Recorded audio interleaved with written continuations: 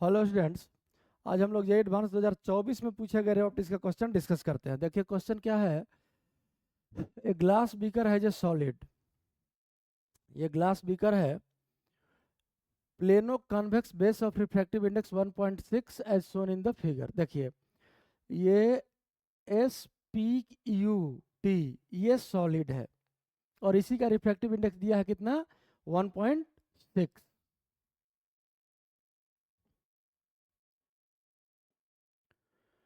तो ये 1.6 है, इसका रिफ्रैक्टिव इंडेक्स यहाँ म्यू इक्वल्स 1.6 है।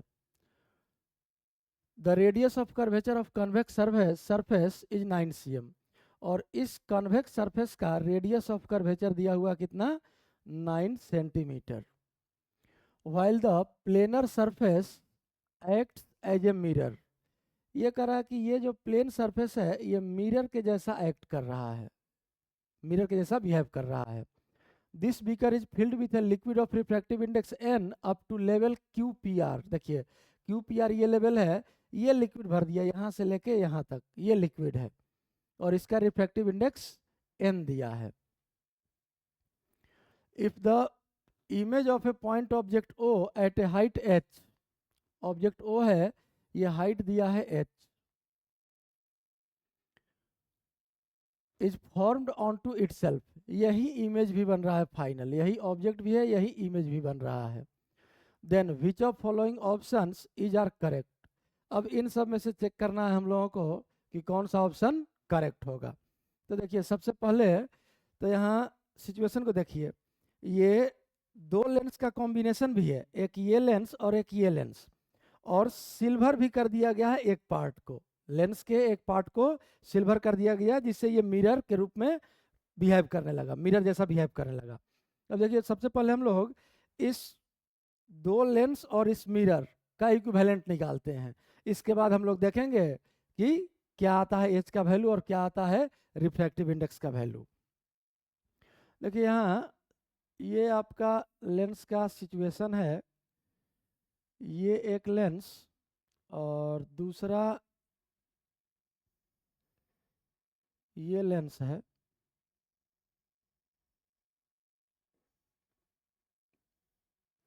और इसके ऊपर ये मिरर है, या इसके नीचे, ऊपर नहीं नीचे ही मिरर है। जो सिचुएशन वहाँ है वही सेम सिचुएशन हम लोग यहाँ ड्रॉ किए हैं।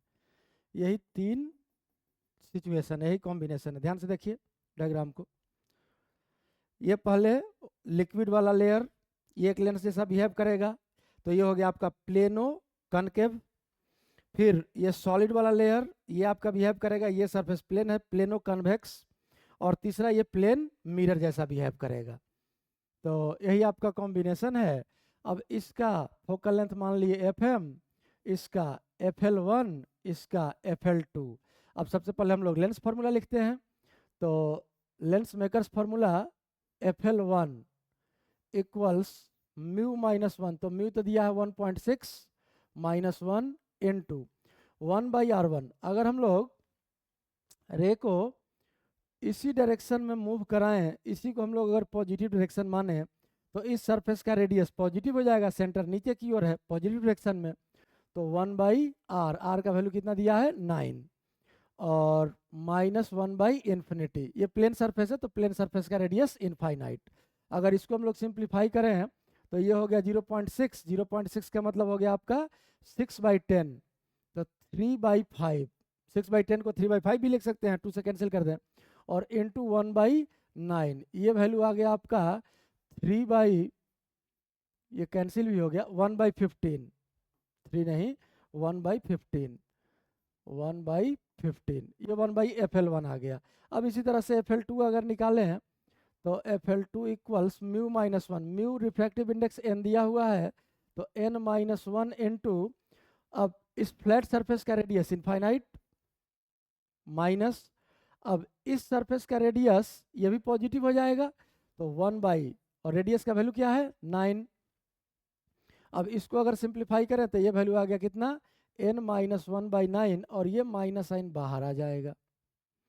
अब FM प्लेन मिरर है तो प्लेन मिरर का फोकस कितना, इनफाइनाइट, रेडियस भी इनफाइनाइट। अब अगर हम लोग कंबाइंड फार्मूला यूज करें तो आप लोग पढ़े होंगे सिल्वरिंग ऑफ लेंस में 1/f, एफ इक्विवेलेंट है ये, इक्वल्स 1/fm मिरर का focus minus 2/FL1 minus 2/FL2। इसी तरह से जितना लेंस रहेगा सबके लिए ऐड करते चले जाएंगे, 2/FL1, 2/FL2, 2/FL3। खैर यहाँ दो ही लेंस है तो दो ही के लिए कैलकुलेट करना है। अब अगर ये वैल्यू हम लोग यहाँ पुट करें तो देखिए FM तो इन्फिनिटी हो गया, तो 1/इन्फिनिटी 0, ये टर्म 0 हो गया, इसको लिखने की जरूरत नहीं है। -2 कॉमन ले लेते हैं इन दोनों में, तो बचा क्या, 1/FL1। अब 1/FL1 का वैल्यू क्या है, 1/15 प्लस 1/FL2, 1/FL2 का वैल्यू क्या है, -n-1/9। जो वैल्यू है वो पुट कर लिए। अब इसको अगर सिंप्लीफाई कर ले हम लोग तो यहाँ से लिख सकते हैं 1/f इक्वल्स -2 तो बाहर रहेगा, और ब्रैकेट में LCM आ गया आपका कितना, 45। अब ये 45 LCM तो 15 से अगर डिवाइड कर दें तो 3, और -9 से अगर डिवाइड करें तो 5, तो ये हो गया 5n और माइनस माइनस प्लस 5। तो ये वैल्यू आ गया फाइनली आपका f इक्वल्स हम लोग लिख सकते हैं यहाँ से 45 डिवाइड बाई, ये माइनस तो रहेगा ही माइनस बाहर, 45 divide by 8 minus 5n into 2 into 8 minus 5n। ये फोकस का वैल्यू आ गया। अब देखिए ये फोकस आ गया नेगेटिव। हम लोग जानते हैं कि इस सिचुएशन में जो इक्विवेलेंट होता है वो मिरर आता है, तो ऑब्वियसली ये जो सिस्टम बना आपका, ये इक्विवेलेंट एक कॉनकेव मिरर बन गया, और इस कॉनकेव मिरर का फोकस कितना आ गया, focal length f equals, minus तो बता रहा है कि इसी साइड होगा, कॉनकेव मिरर है। मैग्नीट्यूड अगर देखें फोकल लेंथ का तो 45 divided by 2 into 8 minus 5n। अब यहाँ से देखिए हम लोगों को किसका वैल्यू निकालना है, n का अलग अलग वैल्यू दिया हुआ है, और इस वैल्यू के लिए h का वैल्यू हम लोगों को सॉल्व करना है। अब सोचिए जरा h क्या होगा, तो अगर हम लोग ऑब्जेक्ट को इस मिरर के सेंटर पर प्लेस कर दे तो फाइनली में जो ऑब्वियसली वही बनेगा, मतलब h का वैल्यू कितना हो गया, रेडियस के बराबर। क्योंकि आप लोग जानते हैं सेंटर पर अगर ऑब्जेक्ट हो तो नॉर्मल इंसिडेंस होता है, जिस रास्ते रे आया है उसी रास्ते रे वापस रिफ्लेक्शन के बाद लौट जाएगा, तो जहां ऑब्जेक्ट है वही फाइनल इमेज बन जाएगा।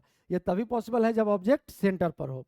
तो सेंटर पर अगर हो तो ये अगर फोकल लेंथ है तो हम लोगों का यहाँ से सिंपलाइज लिख सकते हैं h, ऑब्जेक्ट का हाइट दिया है, h इक्वल्स r, और r कितना हो जाएगा 2f। और अब 2f का वैल्यू देखिए कितना आ गया, 45 divided by 8 minus 5n। n है रिफ्रैक्टिव इंडेक्स। अब यही h का वैल्यू है इस क्वेश्चन में, और चारों ऑप्शन में चेक करना हम लोगों को कौन कौन सा ऑप्शन सही है, 45/8 माइनस 5n। अब यहाँ से देखिए h का वैल्यू हम यहाँ लिख लेते हैं जो सॉल्व किए हम लोग, 45 divided by 8 minus 5n, 45 divide by 8 minus 5n। अब हर ऑप्शन के लिए चेक करते हैं, तो n का वैल्यू देखिए फर्स्ट केस में क्या है 1.42, तो 1.42 यहाँ अगर पुट कर देंगे तो h का वैल्यू निकालते हैं कितना आएगा, तो ये हो गया देखिए 45, पहला ऑप्शन चेक कर रहे हैं, h equals 45 divide by 8 minus 5n, तो 1.42 इंटू 5। अब अगर मल्टीप्लाई कर लें तो ये हो गया 10, डिनोमिनेटर ही सॉल्व कर लेते हैं, और 21 2 5 2 7, ये हो गया 7.1, 8 माइनस 7.1, और ऊपर में कितना बचा है 45, तो ये आ गया आपका 0.9। मतलब इसको हम लोग लिख सकते हैं 450 डिवाइडेड बाई 9, तो ये आ जाएगा कितना आपका 50 आ गया। मतलब इस केस में h इक्वल्स आ गया आपका 50 cm, जब रिफ्रैक्टिव इंडेक्स का वैल्यू 1.42 है, मतलब पहला ऑप्शन आपका क्या है, सही है।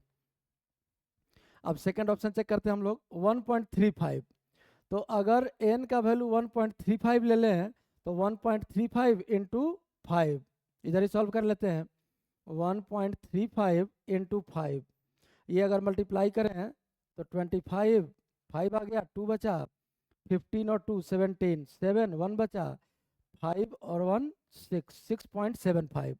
मतलब यहाँ से अगर h का वैल्यू हम लोग निकालेंगे सेकेंड ऑप्शन के लिए। तो h इक्वल्स हो जाएगा 45 डिवाइड बाई 8 माइनस 5n मतलब 8 माइनस 6.75, तो ये बचा आपका 1.25।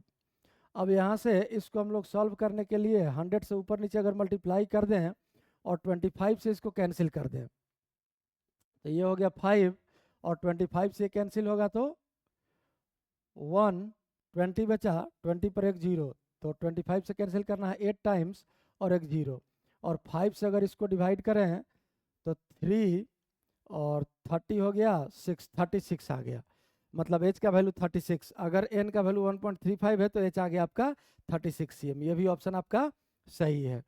थर्ड ऑप्शन चेक करते हैं 1.45। तो 1.45 अगर है तो पहले 5 से मल्टीप्लाई कीजिए, 1.45 इंटू 5, ये आ जाएगा 25, 2 बचा, और 20 और 2 22, फिर 2 बचा, 5 और 2 7, 7.25, मतलब थर्ड ऑप्शन के लिए। तो इस केस में h का वैल्यू अगर देखें तो ये हो जाएगा आपका 45 डिवाइड बाई 8 माइनस 7.25, ये बचेगा आपका 0.75।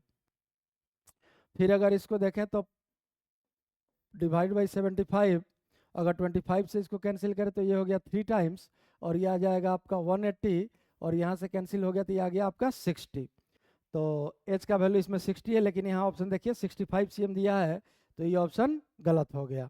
और फोर्थ ऑप्शन अगर हम लोग चेक करें तो 1.48 इंटू 5, ये वैल्यू आपका आ जाएगा, अगर 1.5 को हम लोग मल्टीप्लाई करें 5 से तो 7.5 हो जाएगा, और 0.2 से घटा दे 0.1 कम हो जाएगा, तो ये h का वैल्यू यहाँ से आ गया होगा, हम लोग लिख सकते हैं 45 डिवाइडेड बाई 8 माइनस 7.4, 8 माइनस 7.4, ये बचेगा आपका 0.6।